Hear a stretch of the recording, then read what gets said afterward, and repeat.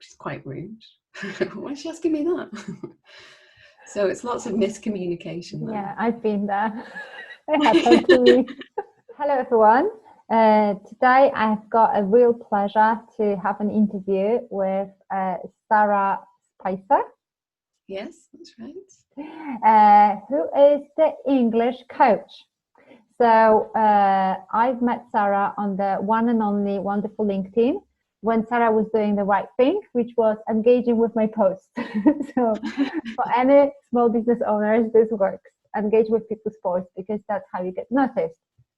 And the reason I'm saying it, because I want to start this video series when I'm going to be talking to other small business owners to talk about what we do, but importantly to me, link it to the diversity and inclusion. So over to you, Sarah, if you can just introduce yourself, what you do, and what does being an English coach mean? Okay, thanks very much, Anna. Well, as you said, I'm the English coach.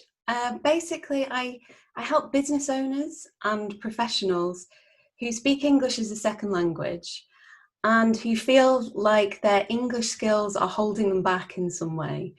So maybe they've learned English at school, they can speak English to quite a high level, but they've come to the UK or they have British clients and they're struggling to communicate. Yeah. So either they can't understand. So in the UK, there are many different regional accents, Oh, yeah. which I'm sure you've experienced, which can be really overwhelming when you first arrive. And also people speak quite quickly and use lots of idiomatic language, which could be quite difficult to understand. But on the other side, many of my clients don't feel confident in the way they're pronouncing words. Yes. So they feel like, oh, people don't understand my accent, or yeah, maybe I say something correctly and they just don't understand. So it really knocks people's confidence, Yeah. and then they shy away from actually reaching their goals, basically. Yes. Yes, and that's such a great comment, because and I'm going to be doing that from the diversity and inclusion lenses. Yeah. It's just highlights how many potential we are potentially missing out on just because people can't express themselves, or probably more even often they can, but they don't feel confident enough to do it in a confident, relatable manner. Coming back to the people like me, I can totally relate to that challenge or lack of confidence. I definitely was thinking a lot about how I come across. Can people understand me? Am I pronouncing the things in the right way? What are the challenges that you come across and how you can help people with that?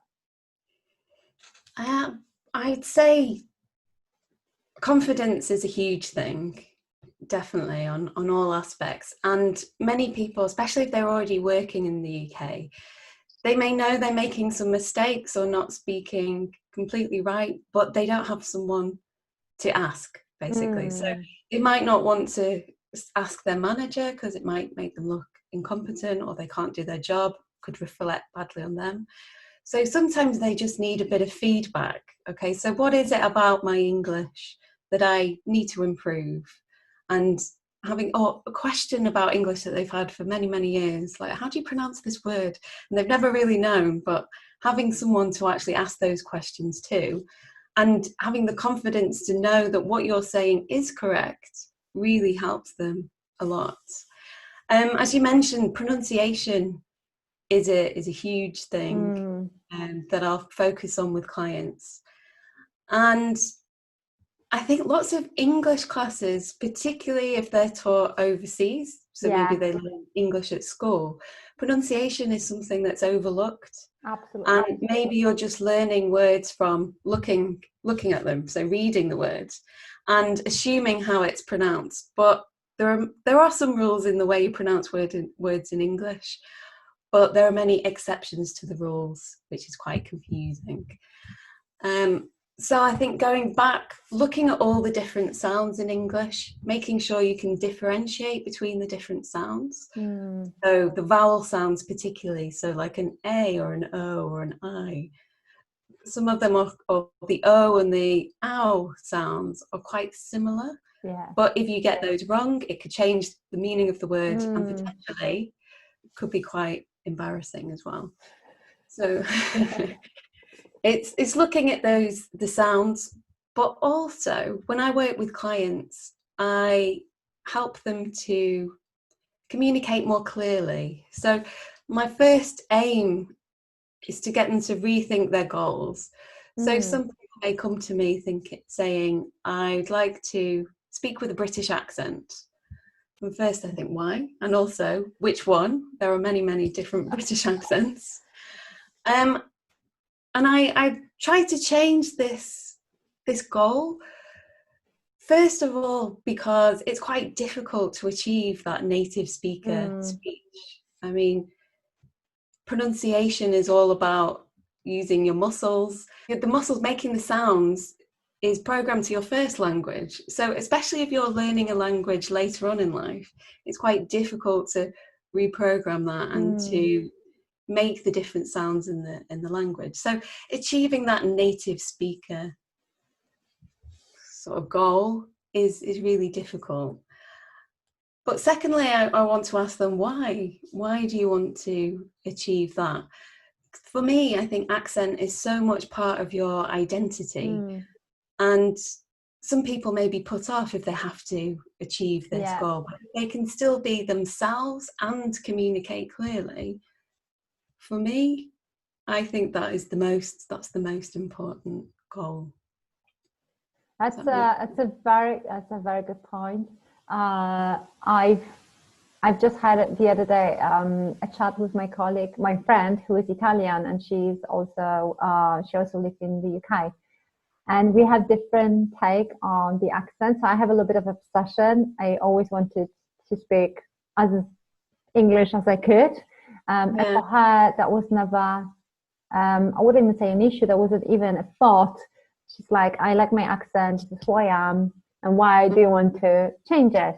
I probably don't know why I think I know why I want to change it. One of the reasons was that I speak Italian as well, but Italian is easier for Polish speakers to pronounce than English speakers. So I never had the challenge in Italian that I have in English for the pronunciation. So that was a little bit of an obsession of mine, actually. Okay. But I did accept over time and over the years that it's more important to be clear. And the feedback I was usually given was speak slower, be clearer, right? So I think that's great you're saying that. And probably I actually wish I was working on that much earlier, because that would help me in so many other ways. Yeah.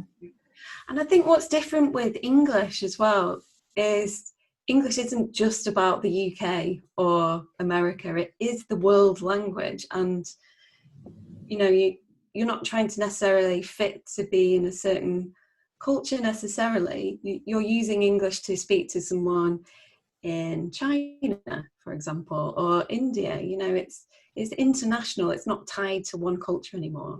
Like maybe Italian might be.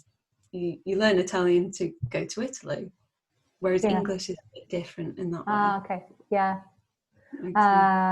My brother actually lives in the USA, so we have this inside jokes when I sound British and when he sounds American.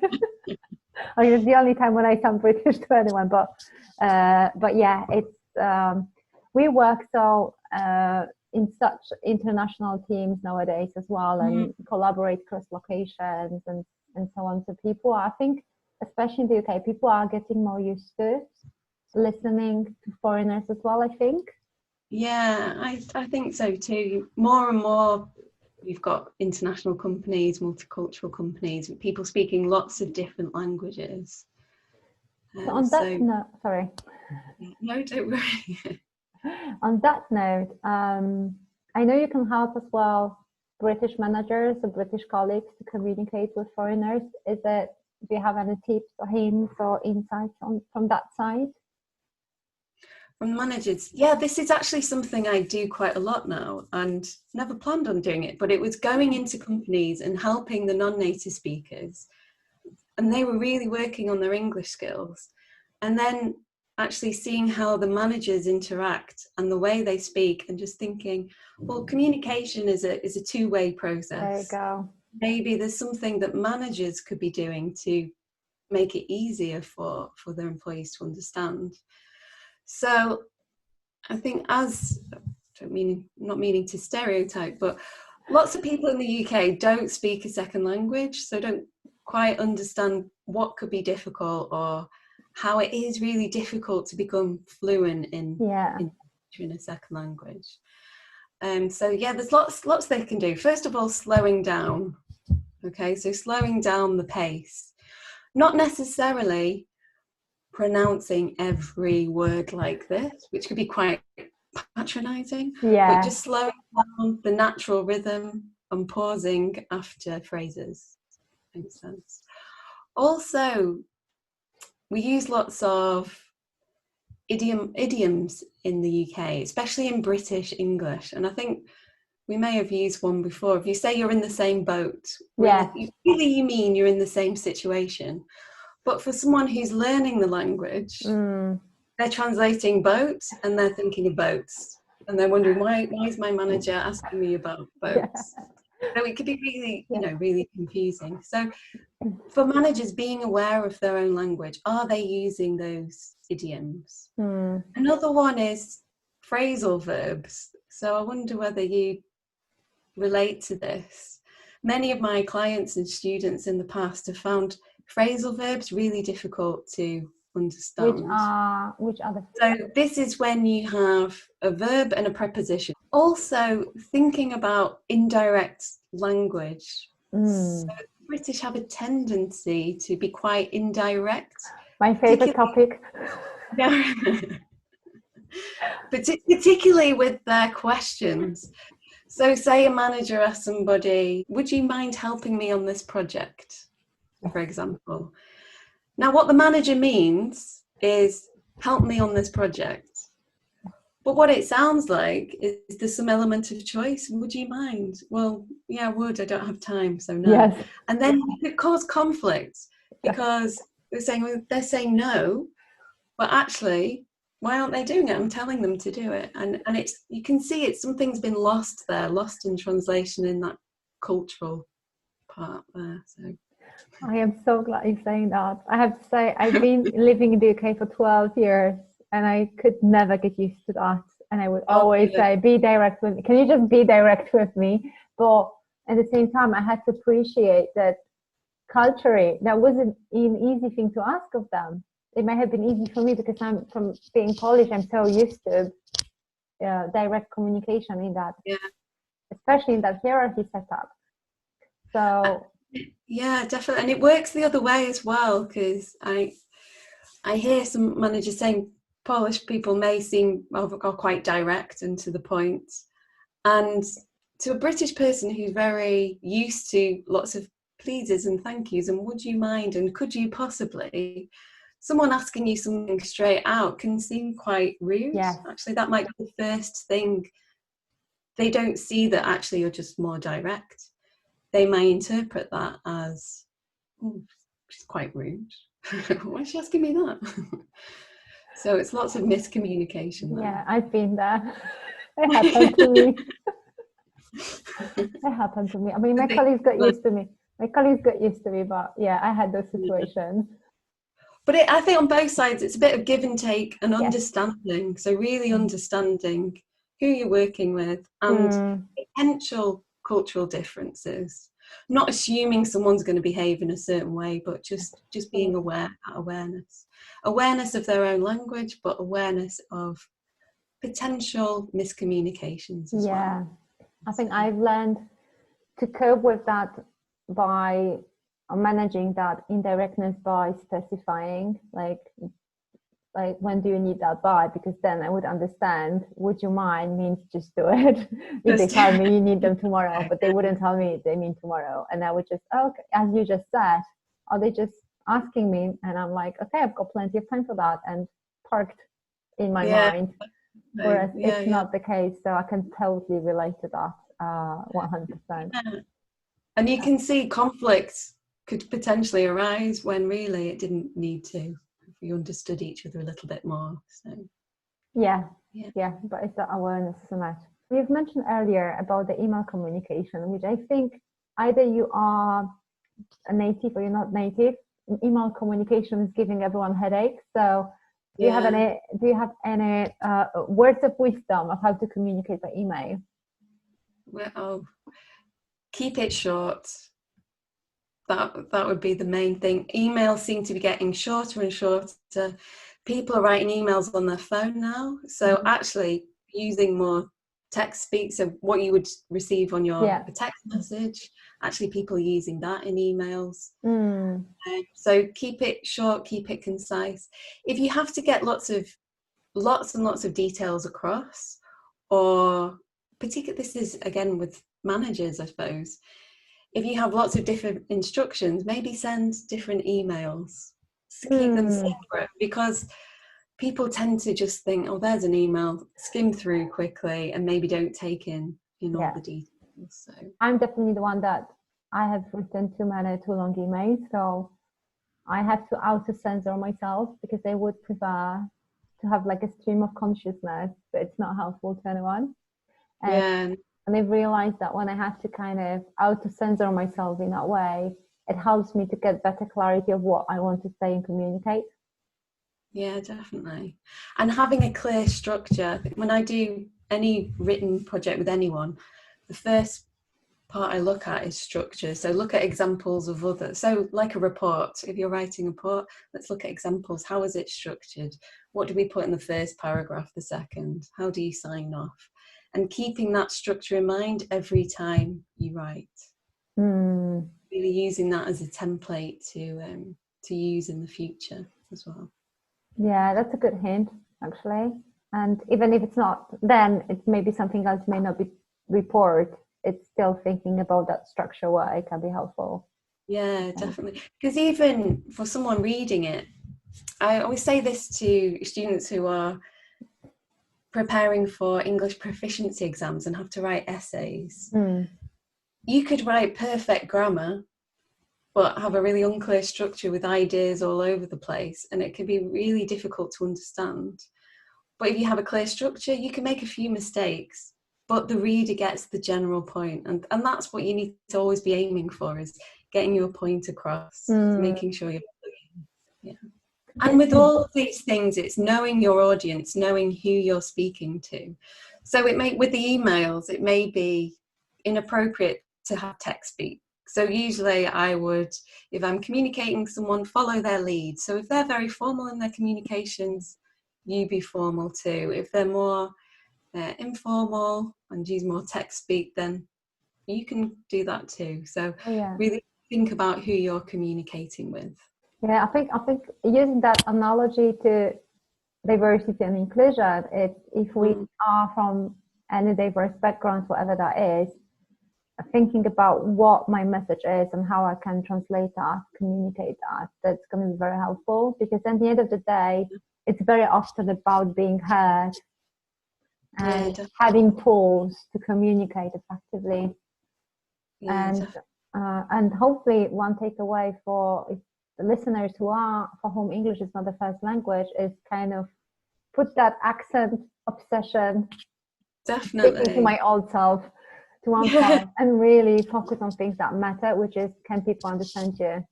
Exactly. And I think one of the myths as well with pronunciation, I mentioned the different sounds, and it's important to make the different sounds, but when it comes to a native speaker listening, actually it's word stress, which is really important. So word stress and sentence stress. So for example, a word like communication, okay, in English, we always have one stressed syllable. So it's a bit louder, a bit longer, and a bit higher in pitch. So communication. So it was quite obvious. You can tell my eyebrows go up on the stress syllable. Communication. But if you put that stress on a different syllable, communication, it can sound quite strange to a native speaker, because they're used to hearing the stress on the A sound. So making sure every time you learn a new word, understanding where that stress is. But also stress in a sentence as well. So in English, we stress the content words. So just thinking a very basic sentence. I went to the shop. Yeah. Basically. Now the important words there are I went shop. To the, we just squash together. I went to the shop. Yeah. So that's often why people find it difficult to listen to native speakers, because they squash those words together and you can't really hear. But also the other way around, if you're stressing the wrong words or stressing all the words, this can sound quite unnatural and difficult to listen to as well. So word stress and sentence stress is actually the key to communicating more clearly, more so than the sounds, although obviously making differentiating between the sounds is important. Well, it would be great if you could be my English teacher for the next couple of minutes, and maybe we could do some exercises to help me with my English. Okay, great. Well, first thing I like to say, Anna, I think your English is excellent and you don't need an English class. And I'd like to point out that I think why your English is so clear and I can understand what you're saying is because you've mastered the rhythm of English. Now, I think I mentioned earlier how important rhythm is for people to understand, and probably because you lived in the UK for so long, used to listening, and so, you know, your English is very clear already. Good to know. But if I was to be really picky and focus on one thing, I would say it's maybe sometimes your A sound and your I sound can sound quite similar. So for example, in the word okay, sometimes it may sound like okay. So probably it's your first language affecting the way you make those sounds. And in a word like okay, it's actually okay. But in some words, if you mix up that sound, it could lead to misunderstanding. So for example, if you have the word may, so I may see you later, M-A-Y, that's the A sound, A, like the letter A. But if you have the word my, M-Y, that's the I sound. Okay, so the A-I. So it's making sure you've got the difference there. So both A and I are vowel sounds, but they're what we call diphthongs. So this is where you have two, long word, but it's just two little sounds together. So for example, the A, as in may, is A. So it starts here, and goes to here, A. A. So I do this with my fingers so people can remember where the mouth is. So this is more of a smiley one, A. Whereas the I sound, like the letter I, starts up. So it's I. Okay. I. So I know I look a bit crazy, but it's always good to practice. It's good because I can visualize it better and see the difference. Yeah, and it's all about remembering where your mouth is. So for the A, we've got A, and the I. Could you repeat? Maybe you could do the fingers too. Yeah, so, okay. A. I. Yeah, good. I. A. I. Very good, excellent. So a good thing to practice, keep doing this. You look crazy, but look at yourself in the mirror, you can see where your mouth position is. And it might be good to practice with other minimal pairs. So these are words with only one, those sounds different. So like may, my. You have a, may, I, my. So some other words, we have pay, pie. Can you repeat that? Pay, pie. Yeah, good. Say, sigh. Say, sigh. Yeah, sigh. So it's I. Yeah, very good. And we'll do one more. Way, why. Way, why. Yeah, good. So if we go back to the word okay, It's okay. Okay. Yeah, good. Excellent. So that's the difference. Now, I am being very picky there. But what I would recommend to anyone who's not sure about the sounds is to record yourself, listen back. And when you're aware of all the different sounds, you notice these little differences. So, excellent student. Well done. Excellent teacher. Thank you. No, that's very helpful as well. I think going back to what you've mentioned earlier, when we learn English, definitely that was from my experience, it's very rarely that they would actually tell you how to produce the sound. So we would just try it as we think, but I never thought about how I move my mouth to produce that sound. So yeah, and being aware with that, when I go through all the different sounds with people, and then they're like, oh, okay. And suddenly it all makes sense. So when you learn a new word, you can say, okay, what sound is that? Oh, it's the A sound. And you can practice it against words you already know. So, yeah, great. it's a big difference. Well, thank you. I really enjoyed that. Okay, welcome. Well, the TH is tricky, really, really difficult. But when it comes to actually making yourself clear, I don't think it's that vital. It's often just a quirk of an accent. Obviously, there's some words, if you get it wrong, the meaning does change. But yeah, not many languages actually have that TH sound in the way that we do. So, and people feel strange because it's all about putting the tongue between the teeth. So and actually sticking your tongue out, really. Yes. So often it comes out as a D rather than a or a S sound. Yes. Yeah. So or somewhere where your tongue is further back. So it's getting into the habit of really putting the tongue out. Think and that. Think. So yeah, and we have the two sounds as well. So same mouth position with no voice. Okay. So like think. So if you hold your so voiced sound. So it was starting with S and Z. So S, there's no voice. Okay, there's no vibration. Okay. Whereas Z, it's the same mouth position, but you add your voice. So ooh. Z. So this is the voiced. Now the same with the TH. So we have the unvoiced version. So think. Okay. Or thought. But then we have the voiced version. You can feel the vibration, and that's like that, although.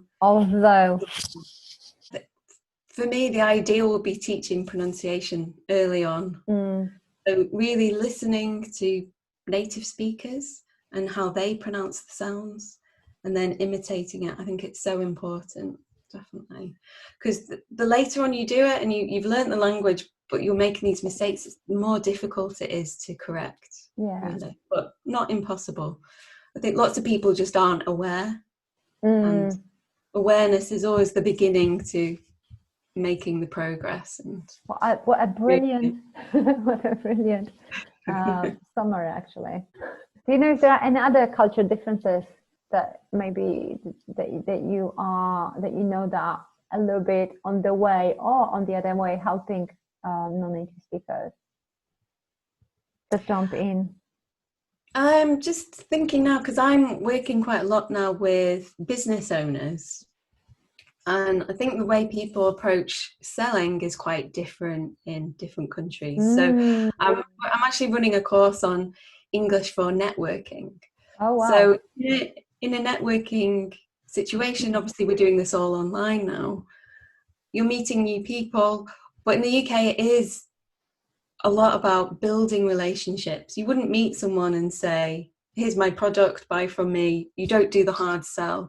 In the UK, it's all slowly trying to build a relationship, working out your relationship with you, getting to know each other and liking each other, and ultimately trusting each other.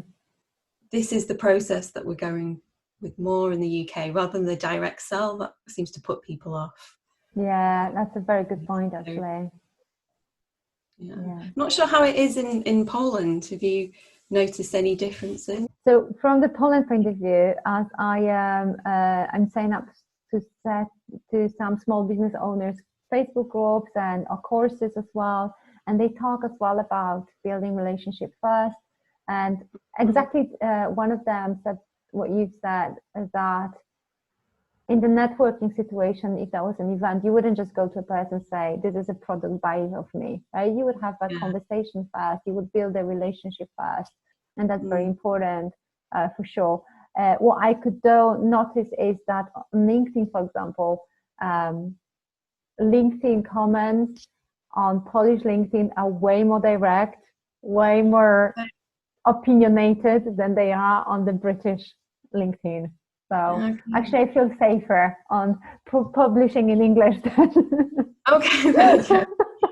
Well, maybe that's a nice thing, that if they don't like it, they won't say it. We'll still say something nice if we don't. Although there are some interesting dynamics of those conversations happening, so I quite like to see how they evolve, and think this would have never happened on the British LinkedIn. Yeah. Oh, interesting. Yeah. Well, that's the thing, that everything's changing so much, the way we're doing things, and this is more common as well now. Obviously, we're in lockdown here in the UK. Yeah. It's a whole new world, really, that everyone's navigating and trying to work out what is appropriate to do in these situations, and how is it going to work going forward. So it's an interesting time for everyone, I think. So. It is interesting. From the networking point of view, though, I've noticed that I have way more chats than I would used to have, because you would have to organize to go out to make sure you can do it. Then you have to come. Like, I used to live in Chester, and all the events were happening usually in Manchester. So even though it's not that far away, it's still, it's at least 1 hour by train, and never mind driving to Manchester. For me, like, if I don't have to, I would never drive to Manchester. That was so now everything is happening online now. So there's, for example, a meetup. I've only attended once in person, and now it's every week. Before it was once a quarter. Now we have it every week. Interesting. No, it's good though, isn't it? So you find that you're actually doing this more? Yeah. Speaking with people. Me too, actually. And I had the same thing, because I'm based in Macclesfield, which is close to Manchester, but it's still half an hour, 40-minute train ride, and then a bit longer when you're driving. So it takes up a lot of your day to go to an event in Manchester. Whereas now, just click onto Zoom and I can speak to lots of people. It's great. And all over the country, and in different countries, like yourself. I know. I feel like I would say that I'm in Sweden now, so there isn't the lockdown in Sweden the way it is in the rest of the Europe. But I probably would be in the lockdown anyway, because obviously I've only arrived, so I don't have any friends or colleagues, and because of that, everyone is getting now used to Zoom and the video chatting. It's not an awkward thing to ask. It's just people take it for granted. Yeah. I'm actually very happy that I can still. Obviously I've lived 12 years in the UK, so I feel very connected to what's ever going on in the UK, and I'm very familiar with. I feel almost like at home, not a foreigner the way I was 12 years ago. So it's actually a good thing for me that I can continue having that connection. Good, great. Definitely. And I suppose you feel on the same level of everyone, because everyone's communicating like this. So it's it's a positive thing. Definitely. Yeah. So at the end of the day, it is about the communication, isn't it? Not the accent. Exactly. No. Clear communication. The grammar. It's about the message and the connection with people, isn't it? Exactly, definitely. I would love to finish this interview with asking you the question I like to ask people, which is, what's your superpower? That's a really good question, actually. What's your thing? My thing? Well, when you ask me this, it's interesting. I think my superpower is actually something that I always thought was quite negative about me in the past, Okay. and that's being quiet. So I think growing up, being a quieter person, I'm not saying I didn't speak at all. I always thought, oh, I have to be more outgoing, I have to speak loads, and that's going to make me a better person. But actually being through teaching and now coaching, it's being quiet and having the ability to listen, I think has been my superpower. So especially teaching English as a second language, if you ask a question, you have to give people space Yeah. to answer. And even if that's an awkward silence, I'm okay with awkward silences, that's fine. But it gives the people the time to actually think, okay, what am I going to say? And how am I going to say that in English? Yeah. And answer. And also now being a coach. So I work with people who speak pretty good English already. So they're intermediate level and above. Yeah. So they've learned the language, but they're still making mistakes and they want to know what mistakes they're making. So being quiet and being a better listener has made me more analytical. So when people are speaking, I notice the things that they could improve. So when I work with them, the coaching is more focused so they can reach their goals more quickly. And yeah, everyone likes a bit of quiet now and again. It's a very noisy world, so it's not such a bad thing. Yeah, I loved how you actually saw that as a positive, because we are forced to be that extrovert and those always speaking out and stuff like that. But as you said, I do agree, being quiet and being able to listen is such a powerful thing to do. So love it. Yeah, thank you. What's your superpower? I don't like when people ask me back that question. I wasn't prepared for that. I think I love to be creative. I like to experiment, to try new things, and to figure it out. So yeah, figure it out and being creative. I think it's quite good. Feels good for me. Feels natural. Yeah, definitely. Oh, being creative. Definitely important. Which doesn't mean I can draw. I can't draw. This is the thing, because I think I'm quite creative, but not in the typical sense of drawing or painting or in that way, but putting ideas together in a new way. Exactly, yeah. Or connecting the dots, or thinking of the ways of doing a video, for example. Yeah, definitely. That's great. Or I'm being curious with that as well. But yeah, creative with within my space, which is diversity and inclusion, understanding people, thinking how you can bring more voices out, for example. So creative in solutions, creative in new ways of doing things, but not creative in a sense of drawing, for example. I can't draw. And I don't have patience for that either. I wish I had, but I don't. No, I know what you mean, actually. Yeah, lovely. Thank you so much, Sarah, for the interview and for your time. You're welcome. Thank you for having me.